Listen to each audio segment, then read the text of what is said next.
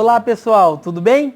Olha só, nós vamos fazer aqui uma conversa numa série de 5 vídeos para nós conhecermos de modo especial um aspecto importante do legado freiriano, que é a dimensão do método. Todo mundo fala que conhece o método Paulo Freire, mas se a gente pergunta para as pessoas, me conte um pouco sobre cada uma das fases, as pessoas já não conhecem. Tem muita gente que não sabe que o método Paulo Freire, construído no início dos anos 60 na região nordeste do Brasil, nas experiências de alfabetização de adultos, é composto por 5 fases. Para que a gente possa avançar dentro de uma perspectiva da didática freiriana, é muito importante que a gente conheça um pouco mais sobre cada uma das fases do método. E os nossos vídeos dessa série vão tratar de forma específica, em cada um dos 5 vídeos, uma fase do método.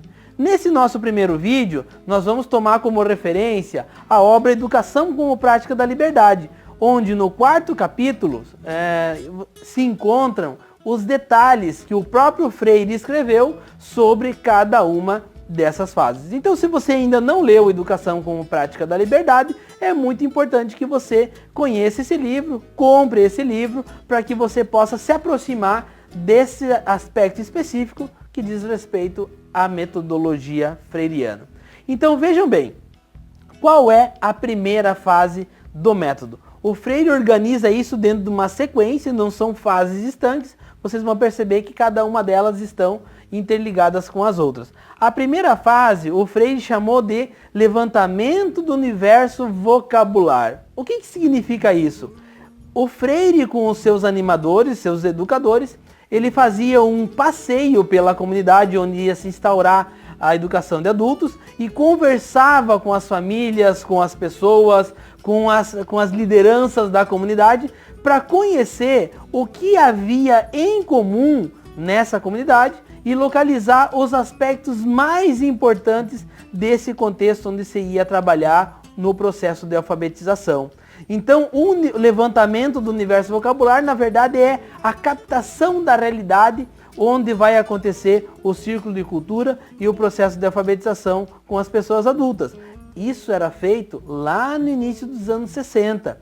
E o Freire, com essas entrevistas, ele conseguia conhecer um pouco mais a realidade onde ele ia fazer a intervenção pedagógica. Vejam o que o Freire diz sobre essas entrevistas, do que ele conseguia captar com o diálogo com essas pessoas. Ele diz assim: as entrevistas revelam anseios, frustrações, descrenças, mas também esperanças, ímpeto de participação, como igualmente certos momentos estéticos da linguagem do povo. Ou seja, partir da linguagem popular facilita muito, ou facilitava muito no início do processo pedagógico freiriano, para conhecer e conseguir conversar com os adultos de forma que eles conseguissem se entender melhor.